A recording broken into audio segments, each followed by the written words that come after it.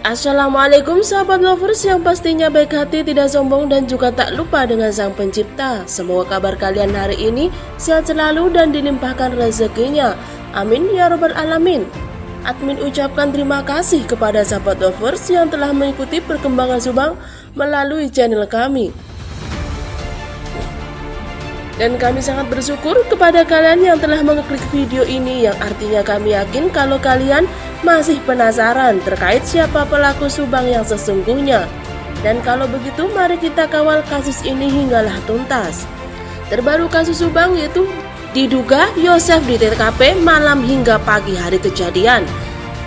Kasus Subang akan terungkap ternyata di hari kejadian terbunuhnya Tuti dan Amel tersebut ada saksi yang berada di lokasi yang diduga yaitu Yosef sejak malam hingga pagi hari.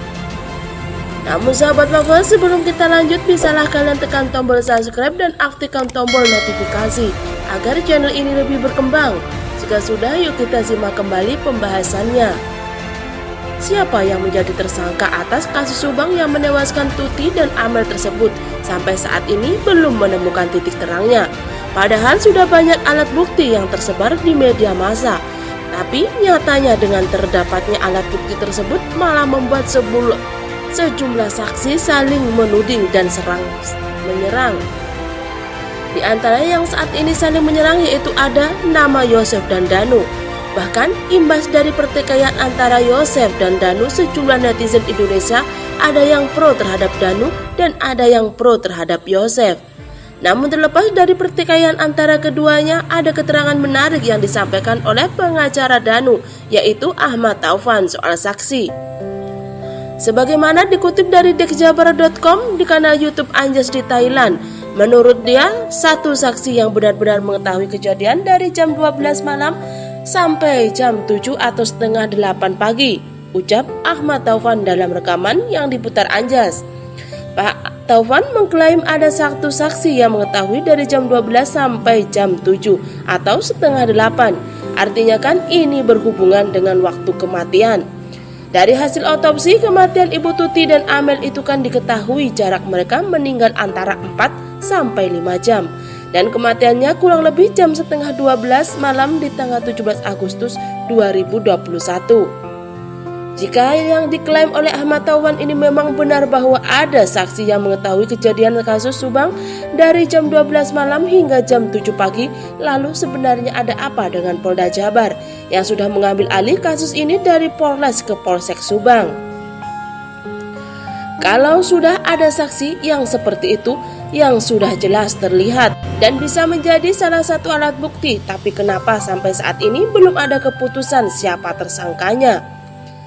Diduga faktor terbesar yang membuat sulit terungkap pelaku kasus Subang ini karena adanya dugaan keterlibatan orang penting di balik kasus ini, sehingga jika satu terbongkar maka akan terkena semua.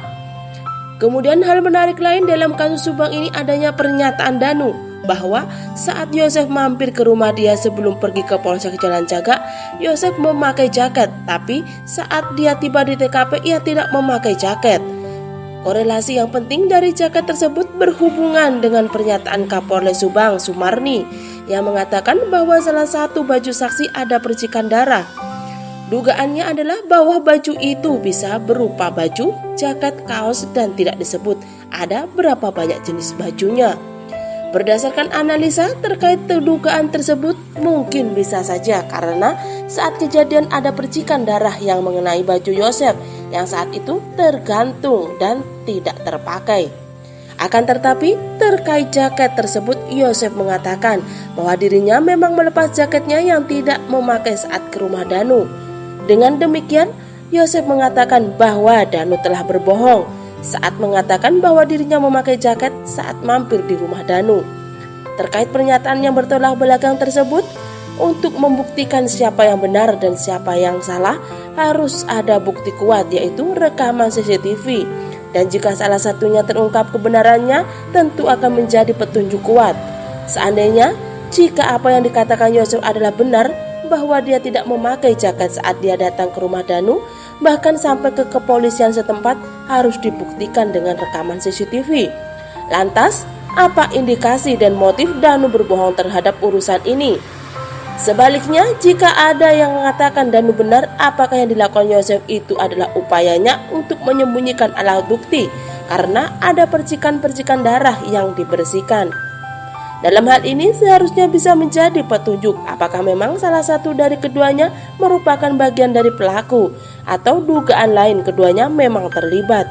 Nah sahabat lovers, bagaimana tanggapan kalian? Cantum di kolom komentar dan terima kasih sudah menyimak video ini sampai habis. Sampai jumpa di video pembahasan Subang selanjutnya.